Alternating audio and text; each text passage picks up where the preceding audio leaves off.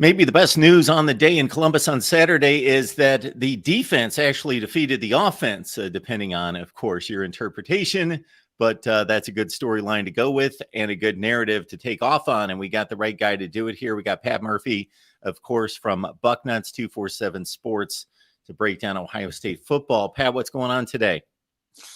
Not much. It feels weird to have a week where we don't have anything going on.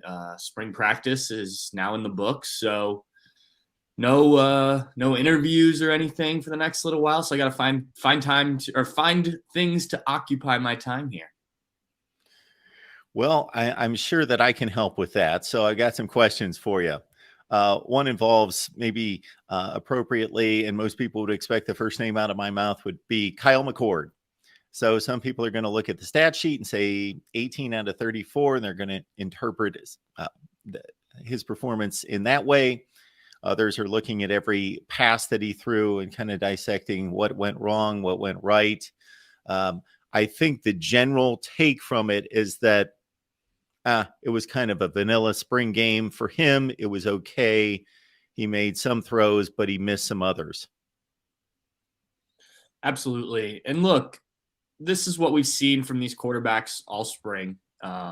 Devin Brown as well, who did not play in this game with an injury. And I think you can take it one of two ways. The first is you can panic, which I think a lot of Buckeye fans who paid attention to the game have done. But there's also a lot of time between now and the first game. I wrote about it this past week or after the game that look, Justin Fields had a pretty poor first spring game for Ohio State. And, Ryan Day talked about it last week that they threw a pass deep late in the game that made his stats. I think he went over 100 yards on that throw, made his stats look better. But I think he completed like 4 passes or something in that game. And lo and behold, Justin Fields turned out to be a pretty good quarterback for Ohio State, a Heisman Trophy finalist and first-round NFL draft pick. So, look, I don't know if Kyle McCord or Devin Brown will be Justin Fields, but the point is that one spring game, even the full spring practice, which if you think back on it, Justin Fields had some inconsistencies there. He was a young guy who hadn't played a ton. Kyle McCord has more experience for sure. Devin Brown does not, but I just don't think that there's the reason to get crazy worked up about it. Would it have made everyone feel more comfortable if Kyle McCord had gone out there and looked to the part of Ohio State's starting quarterback, or if throughout spring the talk instead of them being up and down was, look, these guys look sharp and this and that. Yeah, I think that would have certainly changed the narrative a little bit. I also think it would have made the narrative more about, okay, what's still wrong with the defense? Because when you don't play another team, one side's going to affect the other, at least in terms of perception. So, look, Kyle McCord's a 5-star kid. Devin Brown is a high 4-star kid. They were both picked by Ryan Day, who has a track record of not only picking the right quarterbacks, but developing them. And so I'm going to let this situation play out. And I really don't know if we'll be able to make an evaluation on the issues or lack thereof with Ohio State's quarterback until we get into the season and really see them in action against another team. Yeah, you can go opposite ends of the spectrum here. You can take the here and now. You can take the quarterbacks as they performed on Saturday and what we've gathered from what they performed for the past 15 sessions and make that the narrative and your evaluation of this is where this is going to land in September and this isn't looking good at all. Or the other end of the spectrum, that the track record of Ryan Day and the coaching staff and Ohio State offense and football and all the talent and personnel around them is going to equal good things.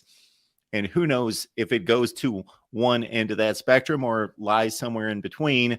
I tend to balance out those two narratives until I see more. And there will be 3 games that Ohio State should win before they have to be razor sharp, you would think, against Notre Dame.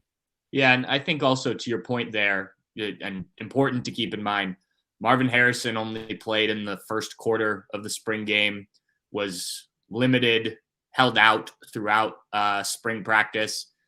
Emeka Egbuka, Julian Fleming, Xavier Johnson. Emeka Egbuka and Julian Fleming did not practice at all this spring. Xavier Johnson out with an injury now too. So, it's not like these quarterbacks were throwing to the first team wide receivers consistently. I remember one practice we were at during the spring, and I think Reese Stockdale, a walk-on player who does practice a lot with Marvin Harrison Jr. in terms of going in and doing extra work, but he was the most targeted guy just based on what we saw of the day. So look, it becomes a lot easier to have better numbers when you have better receivers around you. Is there any projection on when Devin Brown will be able to throw a football? Yeah, he said after the game he's supposed to be out 4 weeks. So if we assume he had the procedure last week, which is my understanding, he'll be back, here in about a month or so, less than a month now. So yeah, it has never sounded serious. This is entirely speculation on my part, but say this is the season and Devin Brown's your starting quarterback. I wonder if this is something he could have managed through without having a procedure. If you needed him to be out there. That's just conjecture. No one's told me that or anything, but the way that they've talked about it and it being minor and whatnot, it is on his throwing hand. So, maybe it would have caused some issues, but this is the luxury of having this time of year where, if something does happen, you can get it taken care of. But yeah, he should be back soon before they start summer workouts and certainly be back throwing by fall camp. No problem. Pat Murphy, Bucknuts 247 Sports. Get on over there. Check out Pat's work. It's excellent. And that's why we've got him on here as much as possible. Pat, we appreciate you stopping by. Absolutely. Thanks, Mark.